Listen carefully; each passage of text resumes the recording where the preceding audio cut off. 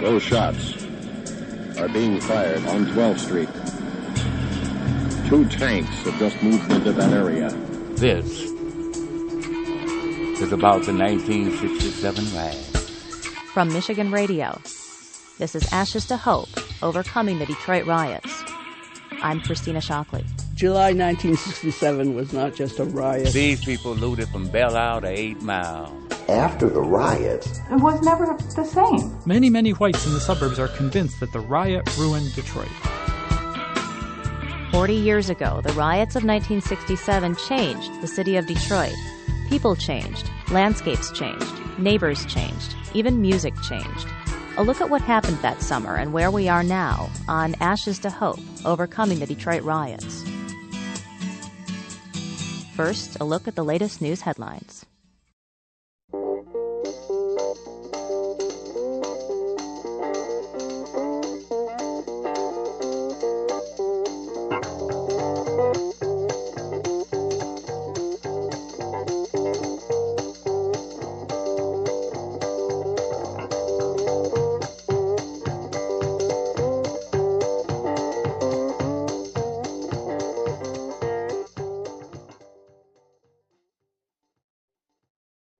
"40 years ago, on July 23rd, sections of Detroit were consumed by the deadliest riot of the 1960s. It started when police raided an after-hours bar near the corner of 12th and Claremont and arrested 82 people. What followed was 5 days of rioting. I remember it. Smoke, tanks on the streets. Lawlessness and violence are continuing.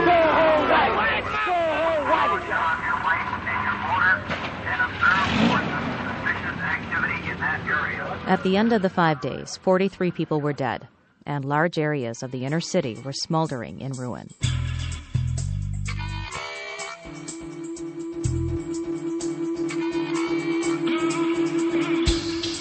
From Michigan Radio, this is Ashes to Hope, Overcoming the Detroit Riots. I'm Christina Shockley. Over the next hour, we're going to take a look at what happened during those 5 days of violence and why. But mostly, we're going to take a look at the lasting effects of the riots on the city of Detroit, on the state, and on individual people whose lives were changed forever. The riot of 1967 is one of the defining events in Michigan's history. When people talk about Detroit, many remember a safe, bustling metropolis back in the city's heyday in the 1940s and 50s. But ask them about today, and they point to areas of blight, poverty, and crime. For a lot of people, the 1967 riot was the turning point. A lot of people, some businesses left the area. I guess it probably increased the racism in and around Detroit. I grew up here. I can remember my mom saying she didn't want to be in a neighborhood where we were the only white people. I think they were afraid after that riot, so away they went. To my knowledge of those times, it probably hurt the economic base a lot, and a lot of businesses were damaged, were lost. Well, what we see today, people not finding Detroit a desirable place to live, and of course the population is gone, and so there's not the taxation support. Haven't been able to gain a lot of what they had at that time back. Public perception is often that the riots wrecked the city. People say the riots caused racism, white flight, and economic difficulties. But those are the exact things many say are the reasons for the violence that summer. But before we start unpacking the legacy of the rioting, we'll start with the story of what actually happened during those 5 days in Detroit, from 3 people who experienced the riots firsthand.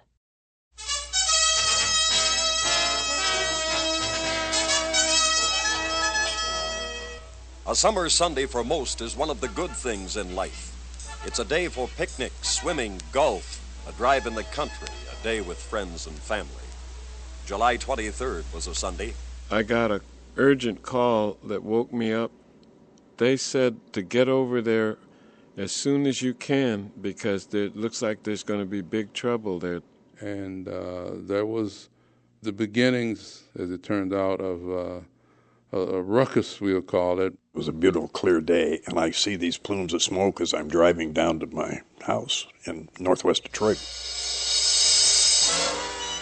I'm Congressman John Conyers, and I represent the 14th District of Michigan, and that's northwest Detroit. My name is Ronald Hewitt, and in 1967 I was working for the City of Detroit's Housing Commission, and I had an office on 12th Street near Taylor. Yeah, Philip Nye. I was news director at WKNR Radio in 1967. The spark, as always, was a minor incident. It was routine police action, a raid on what Detroiters call a blind pig, an after-hours bar. They threw a woman down the steps, and that's what really got everybody angry. It was just an outpouring of rage, that had been pent up. It seemed to be a continuation of a buildup of a lot of hard feelings that had developed across the years, because the police had been running, they called them the Big Four, the tactical police. And they had a place over there right near Pingree and 12th Street, Blaine and 12th Street, in the alley there was a light post there. And when they were upset with some person there in the community, these street people, they would go around in that alley and make them hug that post. They used to call it the whipping post. They would hug that light post while the cops beat them.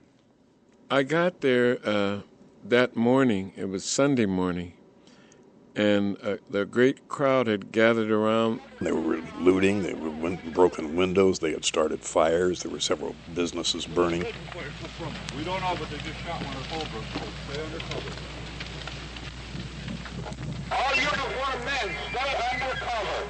They finally brought the National Guard in. A bunch of young kids really from the northern part of Michigan, and they were terrified. They would have been terrified if nothing was going on, because it was such a strange environment for them. They never saw that many black folk in their lives, not even in the movies. I'll never forget the feeling that I had when I looked out of my own windows on 7438 Dexter and heard these tanks rumbling down Dexter. It was like an invasion.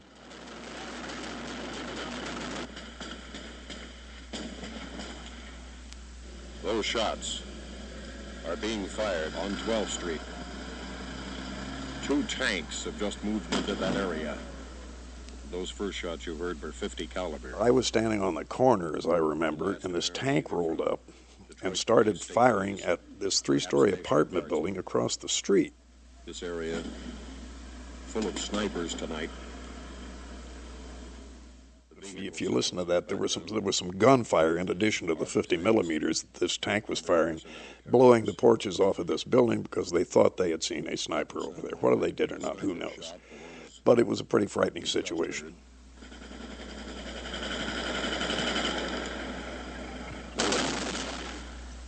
At midnight Monday, the president went on the networks. Law enforcement is a local matter. It is the responsibility of local officials and the governors of the respective states.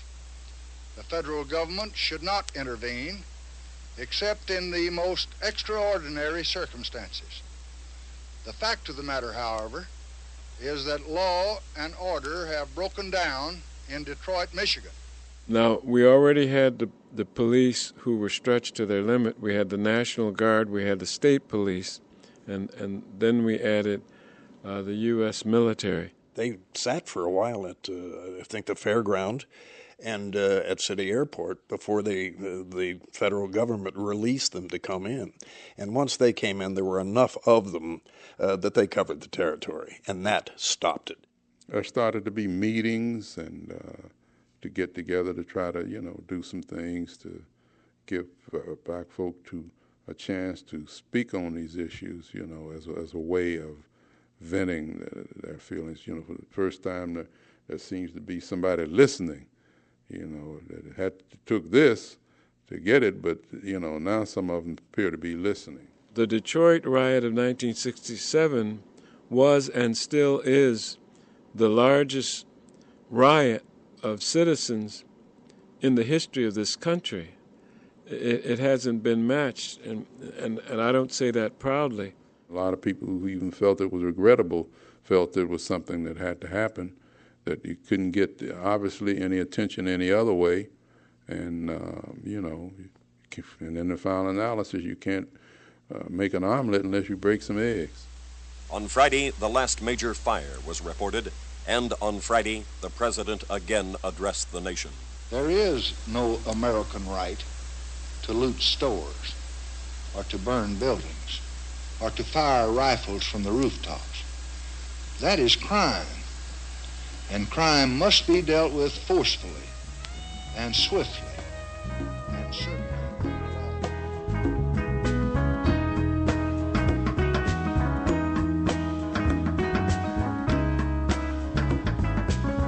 Those voices you heard were Congressman John Conyers, Ronald Hewitt, and Philip Nye. Was what happened a riot or a rebellion? In recent years, many black Detroiters have come to prefer the term rebellion. Grace Boggs is of Chinese descent, but she and her African-American husband were Detroit's leading radical intellectual theorists. They have always argued that the events of 1967 were not a riot, but a real, if unfocused, rebellion by the oppressed against the unfair conditions of their lives. July 1967 was not just a riot or just a breakdown of law and order, as the media still call it. It was a righteous rising up against the police occupation army and against the injustice of white power governing a city becoming majority black. In other words, it was a rebellion, as most Detroit blacks called it at the time. But it was not a revolution, because it did not begin to create the new values and new institutions that inner-city youth, who were the main actors in the rebellion, needed to give meaning to their lives now that high-tech and deindustrialization were making their labor expendable. This is not just a question of semantics. It's only by being clear that July 1967 and the other urban uprisings of the 60s were rebellions and not riots or revolutions that we can appreciate what they did and what they did not achieve. Because the urban rebellions were on such a huge scale, the establishment was forced to admit blacks to high positions in all kinds of institutions. This struck an important blow against racism, but it did not provide an answer to the chaos spreading in our inner cities.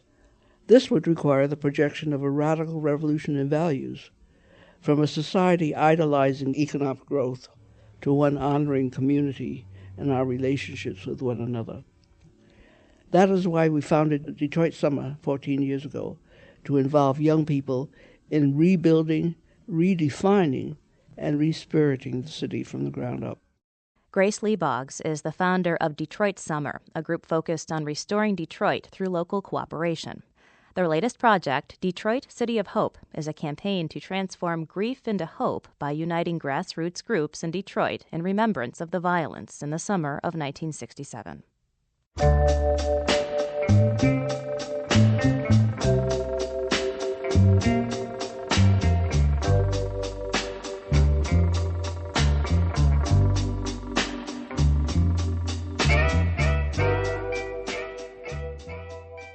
Coming up. You have no right there.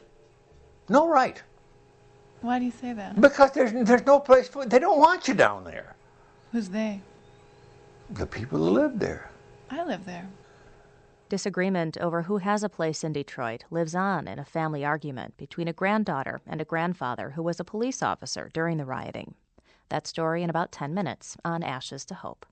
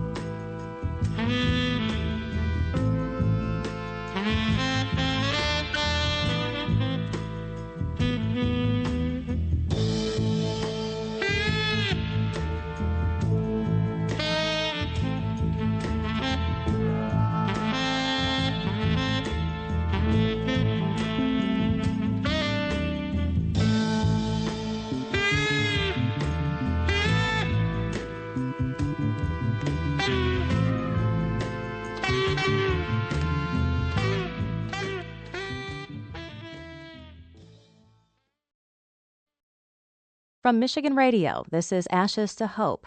Overcoming the Detroit Riots. I'm Christina Shockley.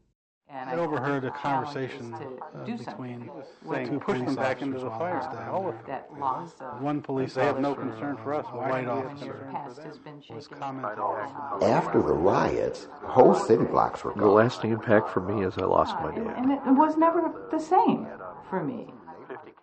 Lee Forsyth was living at the Algiers Motel when the riots made their way to his front door. I could hear the shooting on the first floor, so I stopped on the second floor. And my friend Carl must have went down because he knew I was kind of frightened. So he proceeded all the way down to the first floor. The police come in and start harassing everybody, making everybody line up on this here wall. And I see my best friend in a pool of blood right in here. And I was like 17, 18 years old. And that was the first time I ever seen somebody die. And then the police, he grabbed me and asked me, what did I see? And I told him I see a dead man. He hit me across the forehead here. Then he asked me, what did I see? Frightened, I said nothing. He put me on the wall. And then they proceeded to beat us. It was supposed to be a good life. And little did we know that was going to be the worst day of our lives.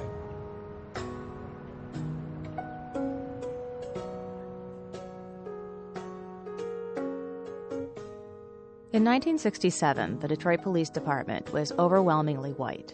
The population of Detroit was increasingly black. There was a growing gulf of mistrust between the police and the people.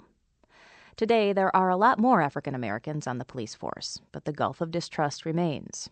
There are allegations of chronic police brutality. The police department is trying to improve its relationship with the community, but as Tracy Samilton reports, serious questions are being raised about whether it's working. On a hot day this summer on a side street off Rosa Parks Boulevard, a group of balloons bobbles in the wind, surrounded by teddy bears and handwritten signs. Detroit activist Ron Scott gestures to the people huddling on the front steps of a nearby house and says they should be left alone because they're grieving. This is where a young man by the name of Javon Royal was killed by the Detroit police the other night. The shooting happened 4 blocks from where the 1967 riot started. Police are still investigating, but eyewitnesses say police killed Royal without cause. Ron Scott is the head of the Detroit Coalition Against Police Brutality. He says the shooting shows how little police have changed since the riot. The sentiment is common. Some people believe things are just as bad between the police and the people as they were in '67. Because they're still killing the kids. At a nearby cafeteria, Marie Fountain eats lunch with a group of friends. She says there are plenty of good cops, but the bad ones are getting away with murder. Only one person says she trusts the police here. Everyone else says they're wary of them, especially the white cops. They say the police disrespect them. But police say the citizens don't respect them either. The department recently hired a group associated with members of the Nation of Islam called Educating Neighborhoods to Obey Those in Authority. In the next 2 years, the group's leader, Dennis Muhammad, hopes to train 25,000 people to avoid antagonizing the police. A lot of the conflict the citizens sometimes bring upon themselves because they don't know the proper way to talk or how to respond to law enforcement. Despite the name Educating Neighborhoods to Obey Those in Authority, the group will also try to convince thousands of police officers to be more respectful and use less force. The group has hired newly retired Detroit police officer Ron Griffin. He's a big, muscular man who says as a cop he used his head a lot more than his muscles. He remembers one arrest where many officers might have immediately pulled their weapons. A man had a gun that I stopped, and I got him out the car. I just talked to him. Come on, brother, talk to me. He was like, man, I got a pistol on me. I could have threw his head through the window or anything. He had a gun. I said, all right, let me put the cuffs on you. You straight. I reached in, got the gun. I was real cool about it. Griffin says most police officers are well-meaning, and he hopes he can encourage them to avoid using force. A lot could depend on it. The climate could be in Detroit. We can have an explosion. But there are still some people that quell enough fires They keep it from becoming a huge blaze. But sparks are flying. Police have killed 7 men this year. The department says it's tough out there. There have been a record number of assaults on police. 1,000 officers have been laid off in the past 7 years, and the economy is causing more stress in neighborhoods. Despite all those things, Assistant Police Chief Ralph Godbey admits there's a problem. At a recent police commissioners meeting, he says even one death of a citizen at the hands of police is a matter of concern. Even if we're justified, we're still not satisfied with the fact that somebody lost their life. We still need to vet it, look at it, and see could we have done something else. Assistant Chief Godbey says the department is taking several approaches to reduce police shootings, but it won't be an overnight fix. Activists like Ron Scott say that's not good enough. He says the Detroit Coalition Against Police Brutality thinks the police could do more. And while all these people are talking, all these people are speculating about what to do, people are dying. Young men are dying in the streets. Everyone who was interviewed for this story agreed that many of the same conditions that contributed to the riot of 1967 still exist. It could happen again. It could happen tomorrow. I'm Tracy Samilton.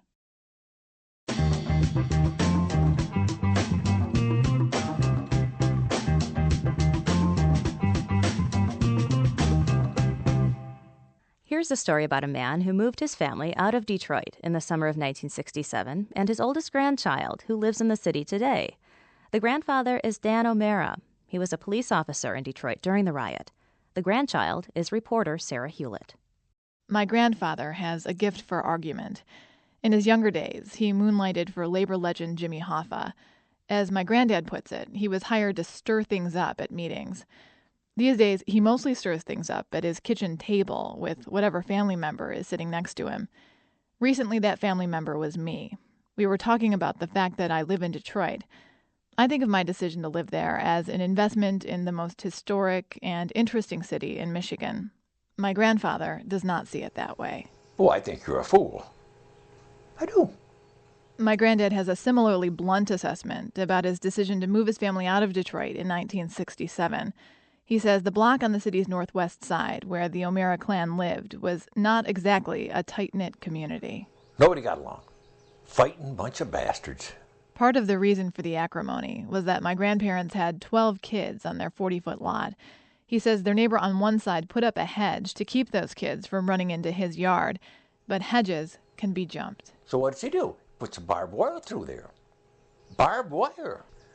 And I know the kids were upsetting him, but geez, you had to go, So that's why you had to get the hell out. You had to get out of there. So he and my grandmother moved their children to the farmhouse where he grew up, on a dirt road just a few miles off Lake Huron. My granddad didn't have enough years in with the Detroit Police Department to retire yet, so he continued to work, driving back and forth from the farm to the city. About a month after the move, he was working his regular weekend shift in Detroit's old 10th precinct when the riot started. I asked him what he thought about the police department's reputation for brutality against the black community. Well, I think they were. We were. I mean, let's not forget that. Yes, we were. There was things that I did that I'm not proud of. I'm not proud of. No, there was things. I think you have to go back to the old Irish when the Irish came over here. They weren't well liked either, and I think it was the same way.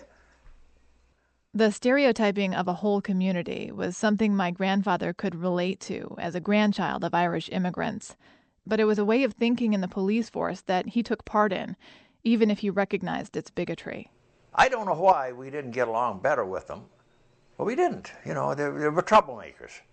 You just didn't trust them at all. When I press my granddad on some details, he often has a frustrating answer. That's just the way things were. And he's just as sure about the way things are today, like the fact that living in Detroit is a bad idea for his granddaughter. You have no right there. No right. None. What do you mean? Because that's not a place for a young person. Who is it a place for? Old person's home or something like that. Why do you say that? Because there's no place for it. They don't want you down there. Who's they? The people who live there. I live there. I know, but you can't walk the streets. You can't. Where do you go? Where do you go for gas for your car? You can look around. You got to do this. You can't go shopping. You can't go to your doctor. There's no doctors. Nothing in the goddamn place anymore. I'm not sure what I can tell my granddad that would make him understand why I live in Detroit, but I do think I have a purpose here. It's to tell the stories of the people who have not left. I'm Sarah Hewlett. And I overheard a conversation between two push them back into the fire station. That loss of One police officer, they have no concern for us. White officer was commenting.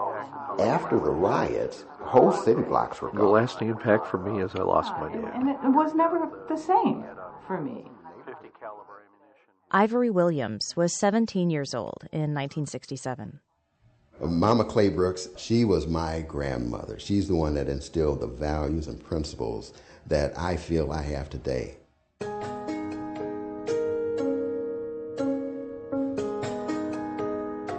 I'm a longtime Detroiter. Grew up on the north end of Detroit, which is right near where the 67 riots happened. We didn't know it at the time, but we were the poorest family in the neighborhood. At that time, I could never get enough to eat, always hungry.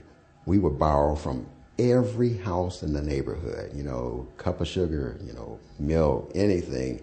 And it became old hat. It wasn't, we didn't like it, but we didn't feel embarrassed or bad about it because that's the way things were. So the second or third day of the riots, the looting is spreading from the 12th Street area to the surrounding neighborhood.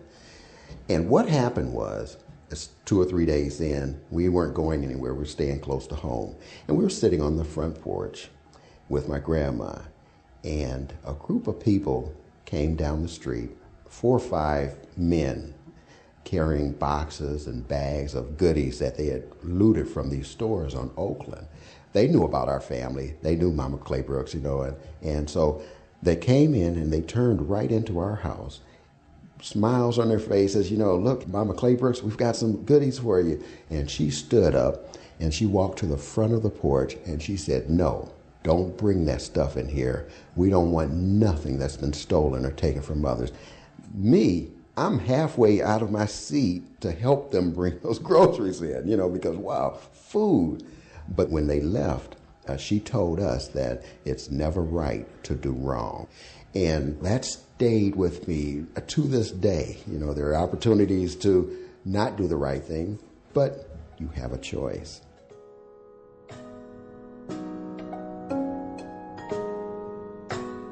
Detroit resident Ivory Williams.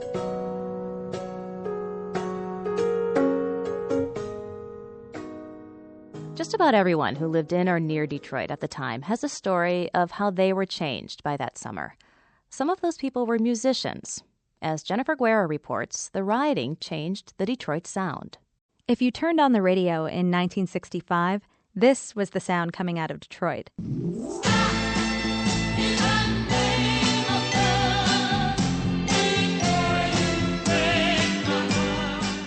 But just 3 years later, the sound coming out of Detroit was this.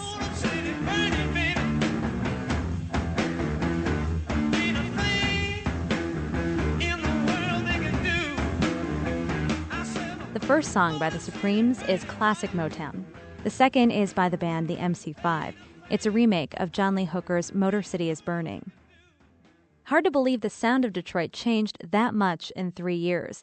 But a lot can happen in 3 years, especially if those years fall in the mid-'60s. To me, it was sort of like the calm before the storm. David Carson is the author of Grit, Noise, and Revolution, a book about Detroit rock and roll. You had records, Happy Together with the Turtles, and You Baby and the Lovin' Spoonful had their records, Daydream. And not to say that it was meaningless music or it was light and flat. It just was a nice feeling, a feeling of hope. But Carson says by 1967, that big, white, fluffy cloud of hope was starting to cloud over. Across the country, people began to focus more on the war in Vietnam. The civil rights movement was heating up, and race riots were burning in many major cities. Detroit was no exception. People in Detroit were mad, especially people in their 20s and 30s. The time was ripe for a youth movement, thanks in large part to 3 specific events, all of them unique to Detroit. In the fall of 1966, the Grandy Ballroom opened. It was a rock venue where bands could experiment. And there were new newspapers that came along in Detroit. Fifth Estate, in particular, was kind of a left-wing liberal voice that regularly criticized the government. Then, in early '68, underground radio stations started popping up. All of these things gave Detroit's burgeoning youth culture an outlet to express their frustration. MC5 guitarist Wayne Kramer says there was plenty of frustration to go around, especially after the Detroit riots. That changes you. You can't live through something like that and have that same kind of naive belief that everything's going to be fine. Everything wasn't fine, and it wasn't going to be fine.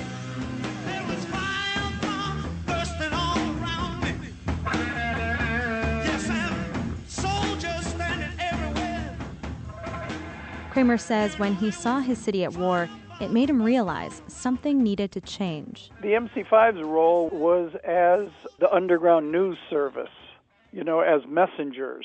We absorbed what was happening around us and then channeled that back through the songs and the spirit of the music. There was this assertiveness and commitment that I think typified what young people were feeling of our generation. Assertiveness is almost an understatement. The music was rough and aggressive. It had attitude, a far cry from the super smooth sounds of Motown. And the MC5 weren't the only ones making that kind of noise. The Bob Seger System, the Stooges, SRC, they were all pioneers of this new pre-punk sound. 40 years later, the punk sound is alive and well in Detroit. You can hear it in current bands like the White Stripes, the Dirt Bombs, and the Questions. Drew Bardo is lead singer for the Questions. He draws a lot of inspiration from the bands of the late 60s, especially the MC5. They influenced me on, I guess, a spiritual level in a way, and a political level. I guess what I've learned from them is just to get involved and not to really worry about the consequences, which sounds a little bit reckless, but that's rock and roll, it's dangerous. Of course, no matter how dangerous or revolutionary a song is, it's not going to change the world. Drew Bardo knows that. So does Wayne Kramer of the MC5. But Kramer says a song can play a part in the process of change. It can get people to listen. I'm Jennifer Guerra.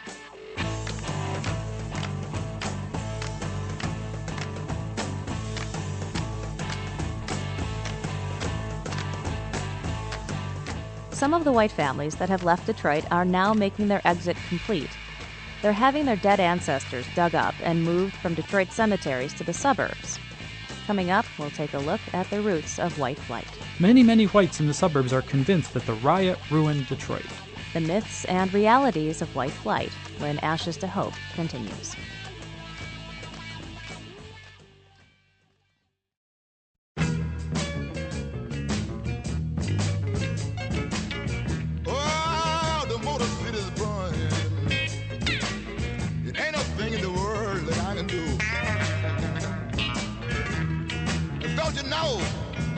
The big D is burning.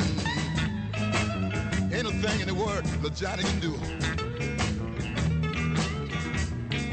My hometown burning down to the ground. Wester and Vietnam. Oh, it started on 12 and Claremont that morning. I just don't know what it's all about. Oh, it started on 12 and Claremont that morning. I don't know what it's all about. The fire wagon kept coming.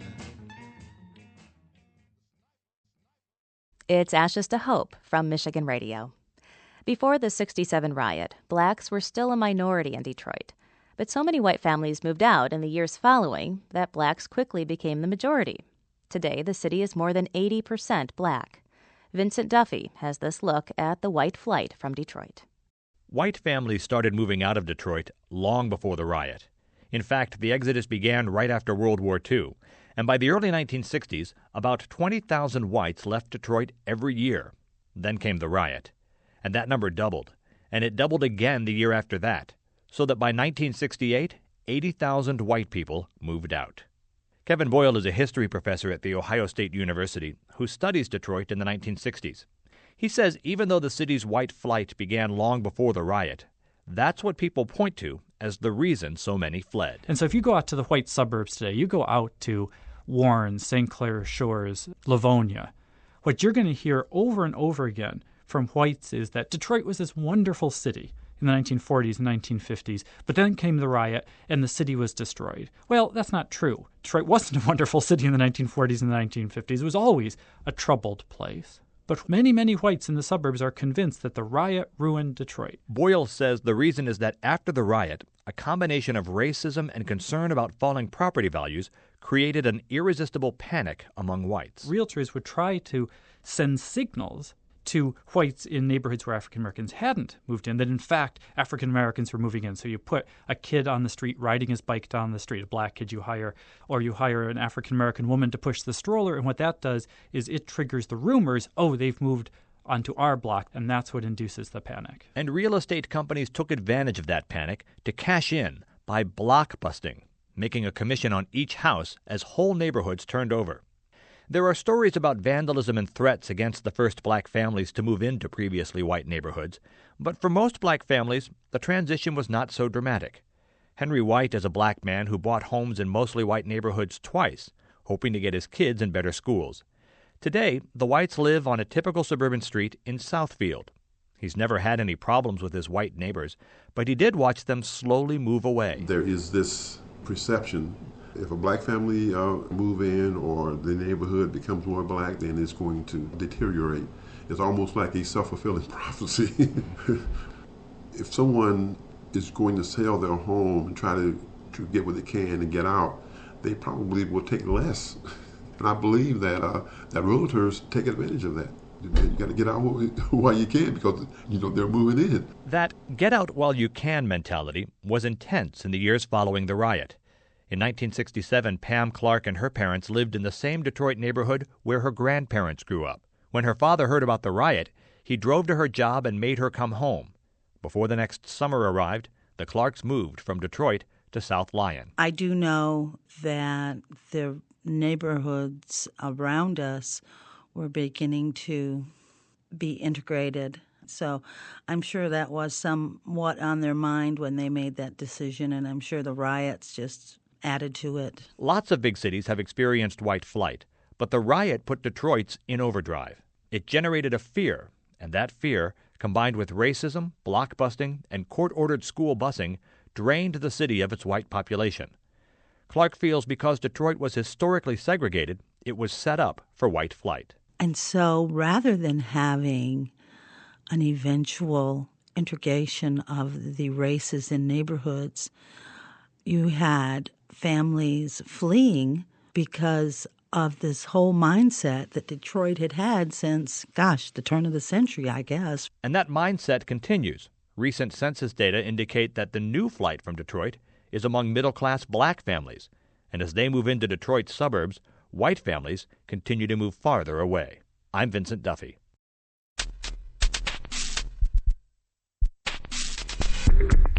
I'm Jack Lessenberry. 6 years after the ashes of 1967 cooled, Coleman Young was elected mayor of Detroit, the first African-American ever to hold that office. He was tough, bitter, and brilliant. And he knew that his victory was a direct result of the Detroit riot. Later he said that, "I knew that this had only happened, that I was taking over the administration of Detroit because the white people didn't want the damn thing anymore. They were getting the hell out, more than happy to turn over their troubles to some black sucker like me." In the years after the riot, there was no more polarizing figure than Coleman Alexander Young. When you ask older whites in Detroit suburbs why they left the city, they are as likely to say Coleman Young as they are to say the riot. He was mayor for 20 years. There was plenty to criticize about the way he ran the city. He had a chip on his shoulder the size of a cinder block. But if you want to know what it was like to grow up black in Detroit before the riot, you need to read Coleman Young's memoir, Hard Stuff. It is one of the best analyses of July 1967, seen from the perspective of a militant black survivor who by then was part of the establishment as a member of the state Senate. Rather than calling it a riot or a rebellion, Coleman Young called it an explosion, a chemical reaction to the prevailing conditions. Though he was always accused of playing the race card, Young was a far more nuanced observer than white Detroit, and maybe even black Detroit, ever knew. He said that at the start, the riot was as much about consumerism as about race, a revolt of underprivileged, overcrowded, hot, and irritable citizens. He felt the authorities, namely the National Guard and the police, did their damnedest to turn the affair into a race riot. Young doesn't say that the citizens of Detroit were justified in destroying their own community, or that the police should bear all the blame. But as the riot turned violent, the real target of the rioters was the white man in the blue uniform. Had the riot never happened, Detroit would still be an aging, majority-black city with the problems older cities everywhere face. But because it did happen, everything is worse. Whites fled in droves. Nearly 200,000 left by the end of 1969. Coleman Young summed up what the riot meant this way. The heaviest casualty was a city. The riot put Detroit on a fast track to economic desolation, mugging the city and making off with incalculable values in jobs, taxes, dollars, and just plain damn money. He added, the flight of business and businesses was just as dramatic and even more devastating. Coleman Young's been dead for a decade now, and most Detroiters were born after those black days in July. But 40 years later, the end of their effects is nowhere in sight. Jack Lessenberry is Michigan Radio's senior political analyst. One of those lasting effects of 1967 has to do with how the rest of the state views Detroit. People perceive Detroit as violent, corrupt, and in decay. As Steve Carmody reports, that's crippled the state's relationship with its largest city.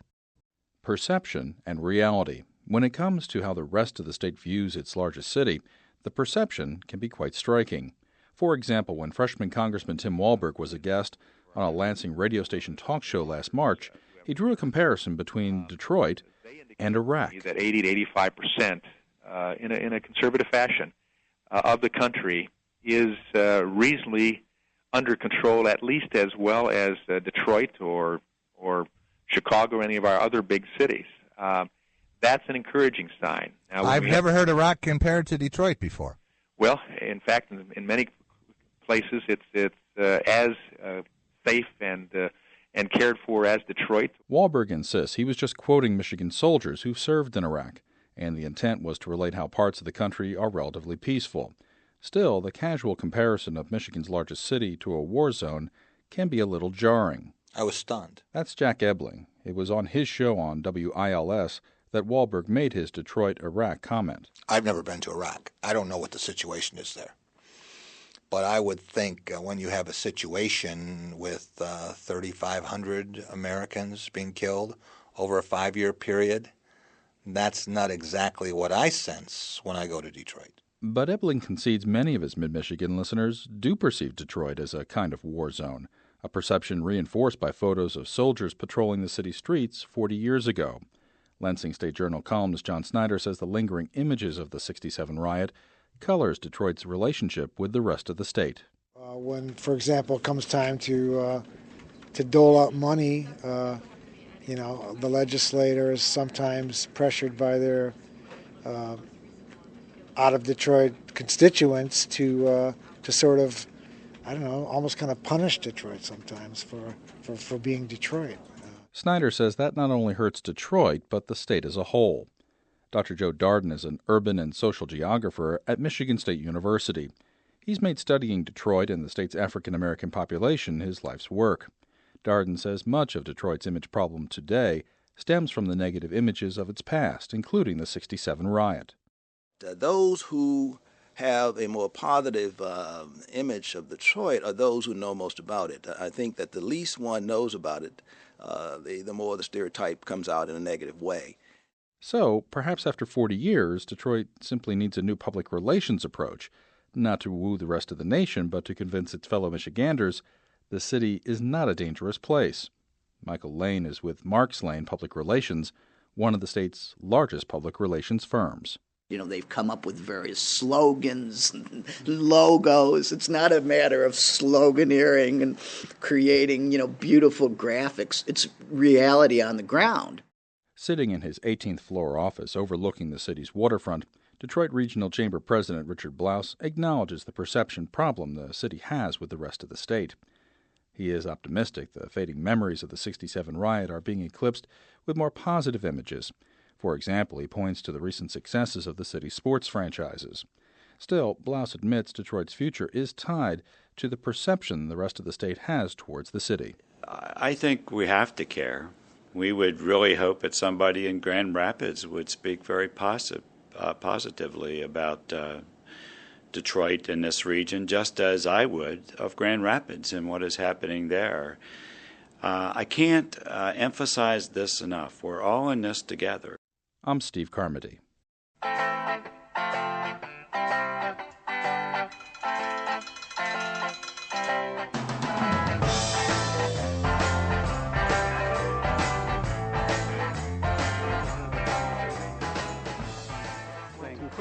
Into the fire station.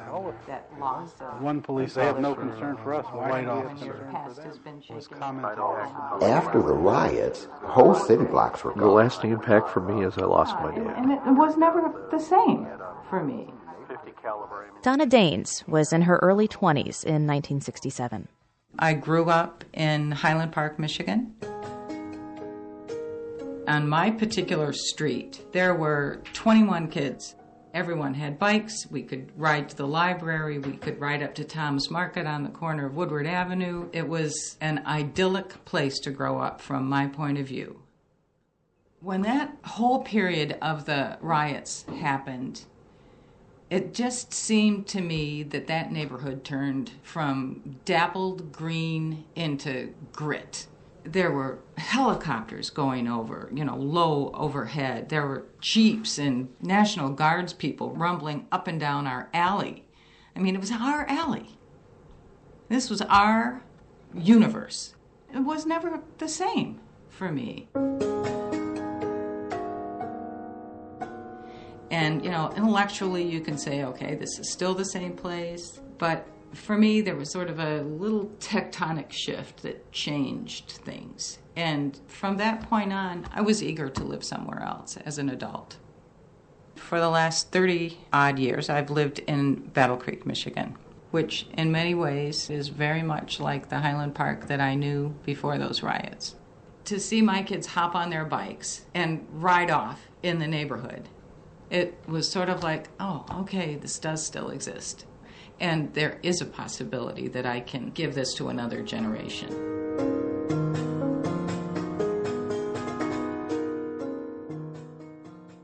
Battle Creek resident Donna Daines. The work of rebuilding a neighborhood after devastation is painstaking and slow.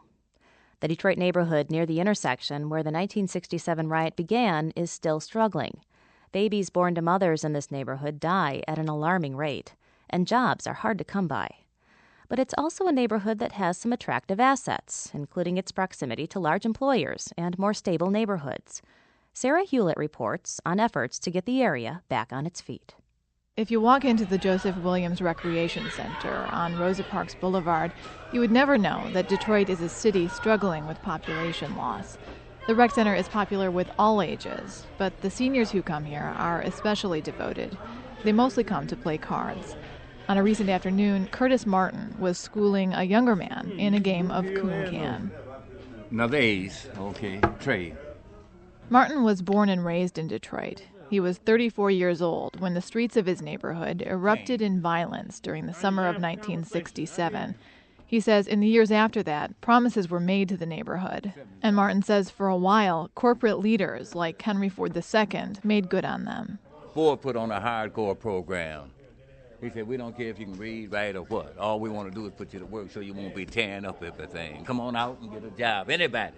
But then the auto industry fell on hard times, and Martin says promises to rebuild neighborhood stores failed to materialize. I'm sitting here in front of a mall, a mini mall on 12th and Euclid. And do you know it took them approximately 16 to 18 years to build this little mall? The strip mall next door to the recreation center has a discount grocery, along with a dollar store, a payday lender, and a few small fast food restaurants.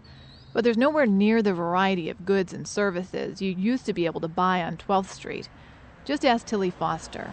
She lives up the street in a housing development that replaced the commercial strip following the civil disturbance. Come on in. I keep it kind of dark. Foster used to shop in this neighborhood before the businesses were destroyed. You could get anything and everything that you wanted on the street. And now? You can't get anything anymore because there's no stores here. Everybody's gone. When Farmer Jack left, which I thought was really crazy, then Rite Aid left. But this neighborhood also has a lot going for it. Henry Ford Hospital and its 7,000 employees are here. Much of the housing stock is in good condition, and it's surrounded by stable, more affluent neighborhoods. Some of the people trying to capitalize on those assets are the leaders of Foster's church. Tridestone Baptist Church is a former synagogue, and there are still reminders of its Jewish heritage. On the front of the building, you can still see the outline of a menorah. Inside each of the pews has a Star of David carved into the wood. Reverend Richard Wilson is the pastor. He's created an economic development model he hopes will buoy the neighborhood around the church. We call it revenue for purpose rather than revenue for profit. Here's how it works. The church's economic development arm launches businesses that hopefully make money. After-tax profits go to the church to reinvest in the community. So far, the church has successfully launched 2 business ventures. One sells bagels to area hospitals. The other is an insurance company. Wilson has assembled a team of about 15 people he calls his technocrats. Chris Aldrich is one of them. He calls the neighborhood an unpolished gem. What you have here is an opportunity for people who earn less than $18,000 a year to actually own a house and to start building intergenerational wealth. Getting there will be a long, slow process. But Reverend Wilson says he thinks it's possible. I really do. I promise I wouldn't stay if I did. I'm Sarah Hewlett.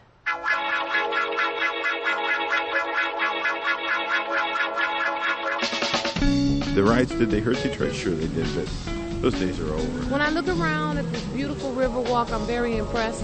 When I go downtown at 3 a.m. to gamble or whatever, I feel very safe. One thing will build on the next. I think they're starting to do good work. Once they get over the racial issue, I think Detroit will thrive, just like New York and Chicago and all the other towns.